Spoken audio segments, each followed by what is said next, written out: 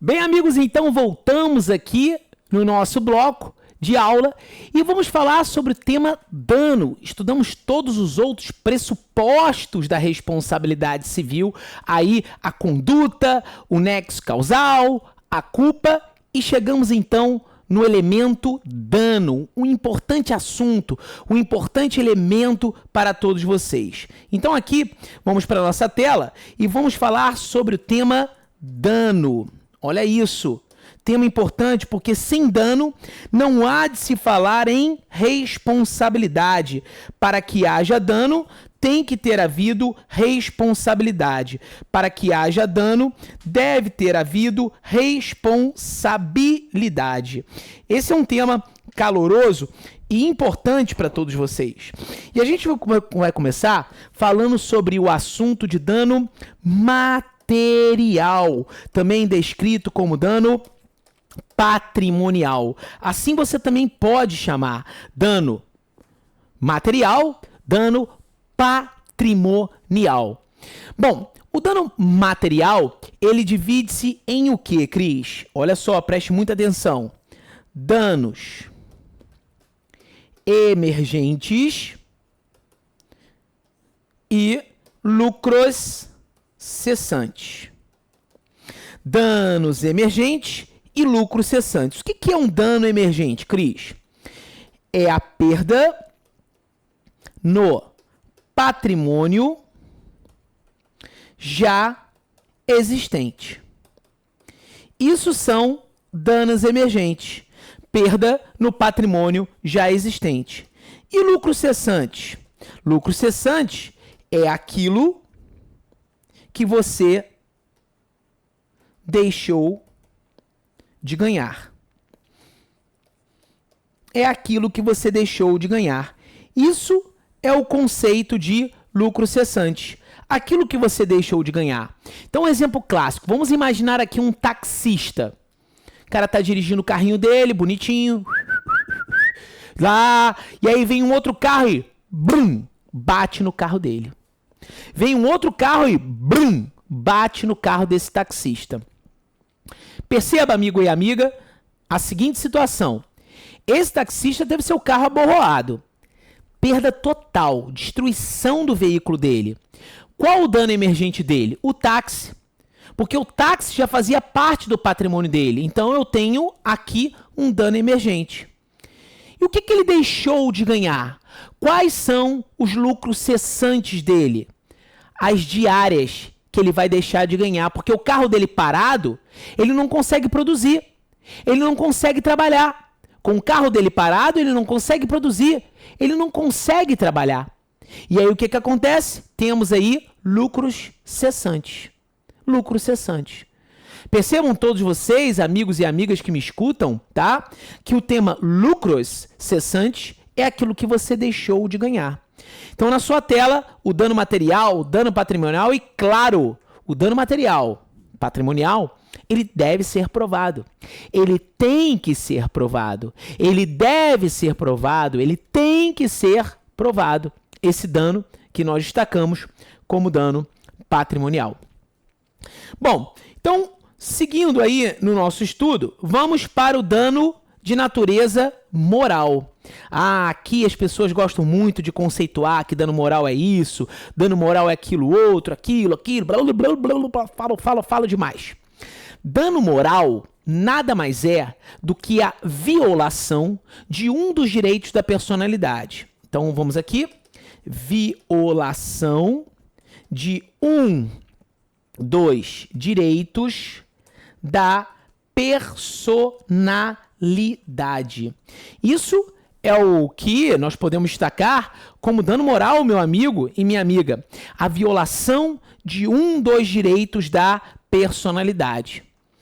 E aqui é importante para provas que nós venhamos a estudar as súmulas do STJ. Quais são as principais súmulas do STJ sobre o tema de dano moral? Quais são as principais súmulas do STJ sobre o tema de dano moral? Vejamos, aqui o seguinte, súmula 37, 227, 370, 385, 387, 388, 402, 403, 595, daqui a pouco alguém berra bingo aí, 595, todas do STJ, todas do nosso Tribunal da Cidadania, todas do STJ. Olha que apontamentos aí importantes para vocês. Essas súmulas devem ser obrigatoriamente estudadas, gente. Obrigatoriamente estudadas. E esse é um importante assunto. Esse é um importante tema sobre esse caso, sobre essa tese que nós falamos de dano moral. E estar sumulado, tá? E estar trabalhado, gente, é um importante tema. Então vamos continuar aqui, suave na nave, estudando cada ponto desses aqui para todos vocês, tá? Cada ponto desses que são importantes para o nosso estudo. E começamos então com a análise referente à súmula 37. O que a súmula 37 ela nos diz? A possibilidade de acumularmos o dano moral com o dano material. Eu posso sim acumular o dano moral com o dano material. Então, possibilidade de acumular o dano moral, aqui é o MM, moral mais material. A súmula 227, ela está intimamente ligada ao artigo 52 do Código Civil. E diz a súmula 227 que é possível a pessoa jurídica demandar um dano moral.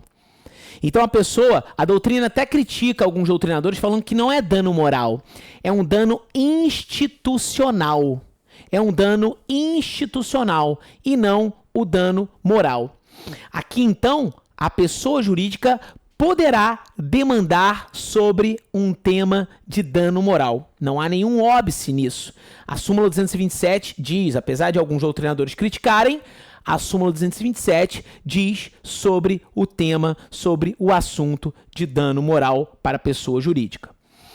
A súmula 370 é um dos exemplos de dano que a gente vai trabalhar in ré ipsa. Olha esse nome, hein? Guarda esse nome aí. Dano in ré ipsa. Dano in ré ipsa, que é esse dano de natureza moral. Dano in ré ipsa, que é esse dano de natureza moral. Atentem-se, e é um dano moral presumido. Atentem-se. Coloquem aí o nome do lado. Dano presumido, gente. Dano presumido. Então aqui você tem que guardar isso na sua mente. Trata-se de um dano presumido, tá? Trata-se de um dano presumido. Esse é um assunto extremamente relevante, tá? Dano moral de natureza presumida, tá? Dano presumido. Pois bem, o que diz a súmula 370? A apresentação antecipada de um cheque pré-datado configura dano moral. Mas o cheque não é uma ordem de pagamento à vista, Cris? É. O cheque é uma ordem de pagamento à vista, sim. O cheque é, sim, uma ordem de pagamento à vista. Ocorre, todavia, aqui devemos destacar o seguinte. No momento que nós falamos do cheque pré-datado, se a pessoa pré-datou esse cheque, é porque essa pessoa confiou na outra. Então, o cheque pré-datado, por mais que ele não tenha fundamento na legislação, ele é uma questão de costume. Cai dentro lá daquele artigo 4º da Lei de Introdução às Normas do Direito Brasileiro, tá? Quando a gente fala do artigo da súmula 370, a gente tem que ligar ele ao artigo 422 do Código Civil, a tese que nós estudamos da boa-fé objetiva. Quando a pessoa pré-data, pós-data o cheque, ela confia, aquela ideia do Glauben, da confiança, ela tem a lealdade, a ideia do Troy, lembra? Confiança e lealdade, Troy e Glauben, Nesse momento, amigos e amigas que me escutam, nós devemos destacar aqui para todos vocês a tese do Troy e do Globen, que no momento que a pessoa pré-data, ela espera que o cheque seja descontado naquela determinada época. Se o cheque for descontado em uma data anterior, é violada, é fraturada a boa-fé objetiva. Então, estamos ali violando, estamos ali fraturando a boa-fé objetiva. Estamos ali violando, estamos ali fraturando a boa-fé objetiva. Esse é um ponto fundamental para vocês analisarem. E a configuração desse dano moral presumido? A configuração desse dano moral em ré ipsa, gente. Desse dano moral em ré ipsa.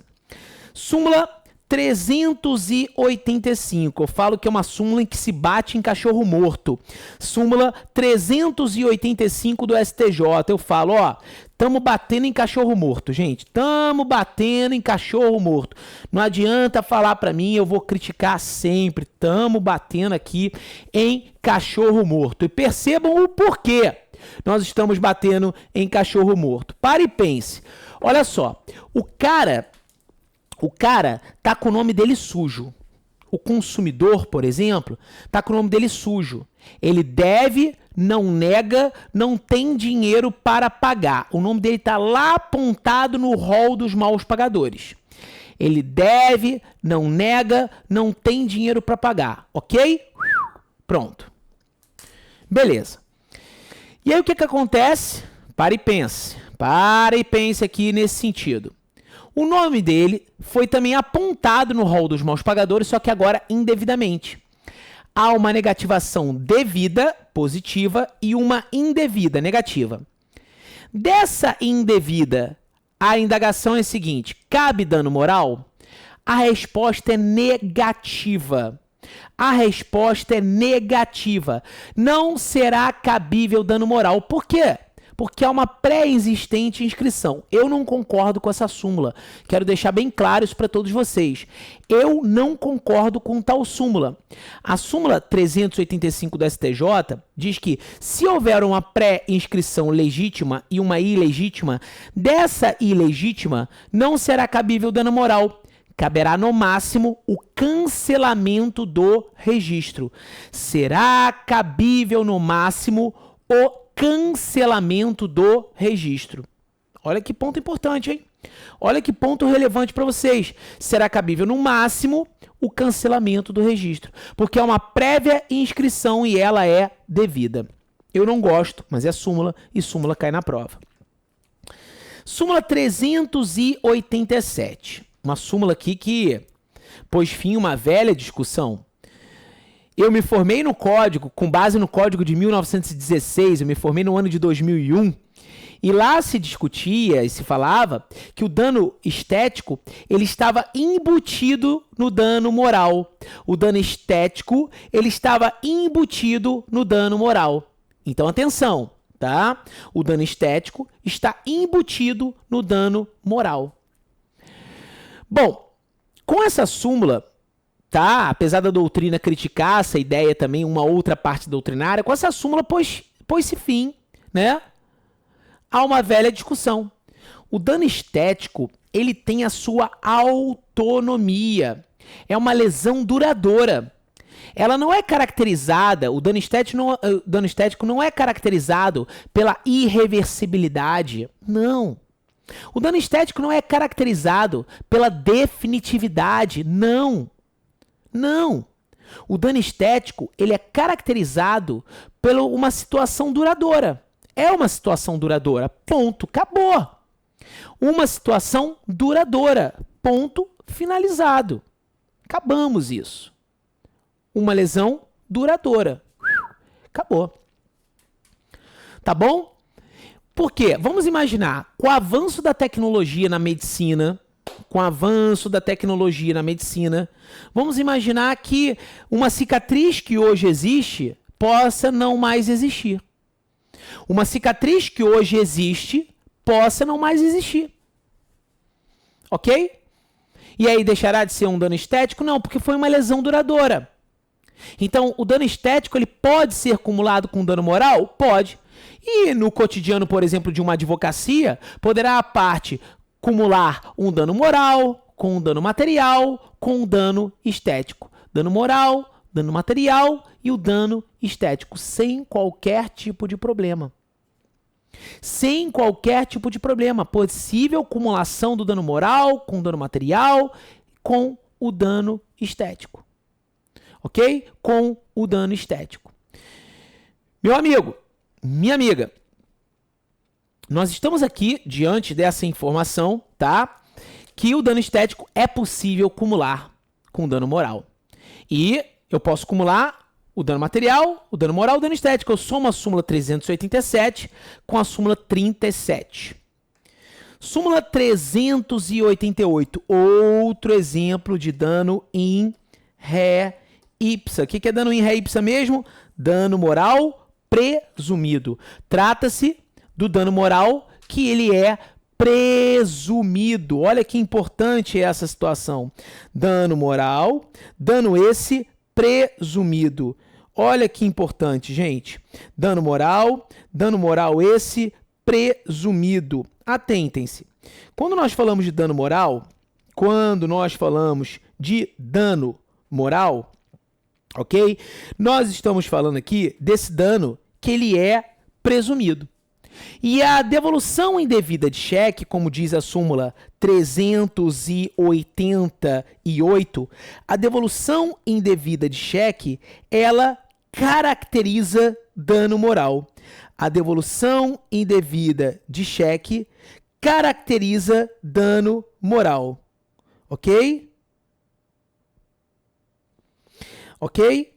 Caracteriza dano moral. A devolução indevida de cheque caracteriza dano moral. E aí, olha só, muita atenção, tá? Muita atenção mesmo, perfeito? Imagina você que tem dinheiro na conta, passa o cheque direitinho, tá? E aí o banco devolve o seu cheque.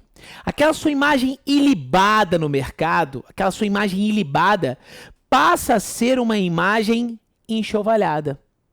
Aquela sua imagem ilibada, ela passa a ser uma imagem enxovalhada. Enxovalhada. Porque você teve o seu cheque devolvido. Aquela imagem de bom pagador, acabou. Não tem mais. Não existe mais aquela imagem de bom pagador. Tudo bem? Então a súmula 388 está aí na sua tela. Tá? Uma súmula importante para vocês. Súmula 402, que fala de dano pessoal, e entenda-se por dano moral. Súmula 403, que está intimamente ligada ao artigo 20 do Código Civil. Ok? 20 do Código Civil, a súmula 403, gente. Súmula 403. Ela fala que o uso indevido da imagem da pessoa, do nome da pessoa sem a sua autorização, por isso que é indevido, por mais que não se fale mal da pessoa, não estamos falando mal da pessoa não, tá? Não estamos falando mal da pessoa. Não estamos. Mas o fato de não ser autorizado a imagem dela, o uso da imagem dela, já caracteriza um dano moral e esse é presumido. Súmula 595, que eu brinco falando que é uma súmula adolescente e, na minha opinião também, um exemplo de dano in re ipsa. E lembrando que quem está estudando com direito civil sistematizado terá um capítulo só de dano in re ipsa, pautado nos julgados do STJ, ok? Pautado nos julgados do STJ. Então aqui é importante você observar isso, tá? Os julgados do STJ trabalham vários exemplos de dano in re ipsa. Vários exemplos de dano in re ipsa. Ok? Por exemplo, atraso de voo, overbooking, perda de bagagem. Nossa, tem várias situações aí, tá? E a súmula 595 também é um exemplo de dano in re ipsa para mim. Por quê? A instituição de ensino superior será responsabilizada objetivamente. Será responsabilizada objetivamente quando o diploma não tiver seu conhecimento.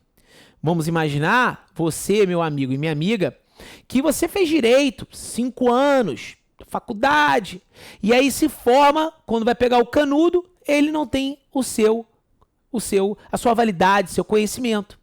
Não pode ser reconhecido por uma instituição. E aí, essa instituição de ensino superior responde objetivamente a um dano indenizável no caso concreto, claro, cabível dano moral e esse de natureza presumida. Então aí na sua tela, as principais súmulas que podem vir a cair, tá? As principais súmulas que podem vir a cair sobre o tema de dano moral, ok? Sobre o tema de dano moral. Principais súmulas sobre o tema de dano moral. Esse é um tema super relevante, caloroso e que merece a sua atenção. Agora nós vamos começar a estudar o assunto de perda de uma chance, ok? Perda de uma chance e a tese do desvio produtivo do tempo do consumidor, tá? A tese do desvio produtivo do consumidor. Então, o primeiro tema que a gente vai trabalhar é o tema da perda de uma chance.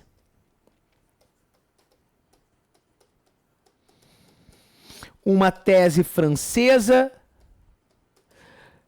La perte d'une chance, oui, je parle français très bien, et toi, mon ami?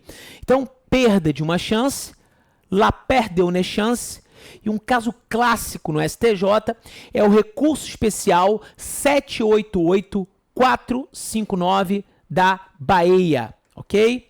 Recurso especial, RESP, 788459 da Bahia, gente. Aqui nós trabalhamos a perda de uma chance séria e real. Perda de chance séria e real. Perda de uma chance. Nada impede que a pessoa que perdeu uma chance venha demandar sobre um dano material ou mesmo sobre um dano moral. Nada impede que venha demandar sobre um dano moral, bem como sobre um dano material. Tem que ser trabalhado a perda de uma chance séria e real. Nesse caso do show do milhão, a candidata chegou à indagação de R$500 mil. E o Silvio Santos falou, olha, você quer tentar responder a pergunta de 500 mil? Ela falou, quero. Ela foi, respondeu e acertou. Peituda mulher, mulher de força, né? E aí ela foi, respondeu e acertou. E aí o Silvio falou, você quer ir para a pergunta de R$1 milhão? Ela falou, eu vou, eu quero. Eu quero sim ir para a pergunta de R$1 milhão. Silvio Santos fez uma indagação, mas vamos lá e tal. A indagação feita pelo tio Silvio não tinha resposta. Como assim, Cris? É isso mesmo. A indagação feita por Silvio Santos não possuía resposta. Não possuía resposta. Bom, ela chutou. É claro que eles apresentaram um gabarito. Ela chutou. E ela errou. E ela perdeu tudo. Sabiamente, ela foi pesquisar o que ela havia errado. E ela observou que aquela indagação não possuía resposta. O caso chegou ao STJ, ela ingressou com a ação, o caso chegou no STJ, e aí a última pergunta tinha 4 opções, e ela valia 500 mil, né? Porque ela já havia ganho 500, então cada opção dessa valia 125 mil reais. É um caso de difícil julgamento. O que os ministros do STJ fizeram? Olha, não era certo dela acertar, mas havia contornos de razoabilidade. Então vamos dar uma opção para ela. Condenaram o SBT a somente 125 mil reais. Eu, se eu sou ministro no caso concreto ali, eu condenaria 125 mais 500 mil.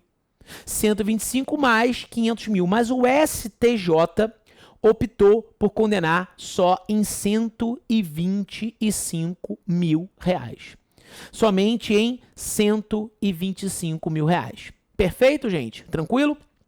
Então, esse é um ponto aí para ser estudado. E hoje, cada vez mais, cresce uma outra tese. A tese aprofundada, e aí mistura um pouco de consumidor, do desvio produtivo do consumidor.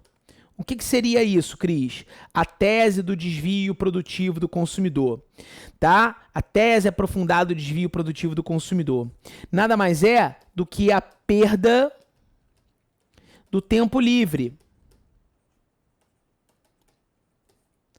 Perda do tempo livre, ok? Perda do tempo livre ou perda do tempo útil. Hoje o tempo faz parte do nosso lazer, né? Do nosso direito da felicidade. E ele é indenizável. Ele é indenizável, o tempo. Com toda certeza, o tempo ele é indenizável. Nesse momento, doutores e doutoras que me escutam aqui, saibam todos vocês que a desídia, o desleixo por parte de um fornecedor, por exemplo, poderá acarretar dano moral pelo desvio produtivo do tempo do consumidor, que é a tese aprofundada do desvio produtivo do tempo. A perda do tempo livre, o desvio produtivo do tempo, a perda do tempo útil, a perda do tempo livre. Então, senhoras e senhores que me escutam, aqui é algo, tá? Tá? E aí, você, diante desse tema, diante desse assunto, tá? Diante desse assunto, nós temos o estudo do dano. E o dano é um dos temas mais indagados sobre a responsabilidade civil. Bom, se eu, Cristiano, causo um dano, se eu, Cristiano, eu causo um dano, eu serei obrigado a reparar o injusto. Eu violei um dever originário, baseado naquela máxima do neminem laedere, dever originário de não causar danos a outrem. Se eu causei um dano ao patrimônio de uma pessoa ou a ela mesma, eu tenho, tá, que reparar o injusto causado. Eu tenho que reparar o injusto causado. Entendidos? Beleza? Tranquilo. E aí, se eu causo um dano, eu reparo o dano, eu tenho uma responsabilidade civil que nós chamamos de responsabilidade civil por ato próprio. Mas pode ser que tenhamos, diante de uma determinada situação, uma responsabilidade civil pelo fato de outrem, ou também chamada de responsabilidade civil indireta, pelo fato de outrem, ou também denominada de responsabilidade civil de natureza indireta. Tudo bem? Então aqui nós temos na nossa tela, aqui, a responsabilidade civil. Opa, perdão.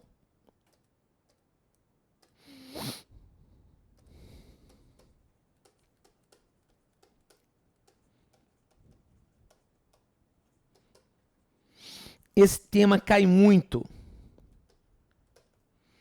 Responsabilidade civil pelo fato de outrem. Responsabilidade civil pelo fato de outrem. Ou responsabilidade civil indireta. E aqui nós vamos analisar o artigo 932 do Código Civil. Artigo que se encontra aí na sua tela, vamos abrir o código, artigo 932 do Código Civil. 932 do Código Civil. Um importante assunto agora, mas vamos fazer o seguinte, faremos um breve intervalo para que venhamos a estudar a responsabilidade civil pelo fato de outrem. Lembrem, se eu causo um dano, eu reparo o dano. É uma responsabilidade civil por ato próprio. Mas pode ser que eu seja responsável por alguém e tenha que reparar esse dano. Será uma responsabilidade civil pelo fato de outrem. A gente já volta no nosso último bloco.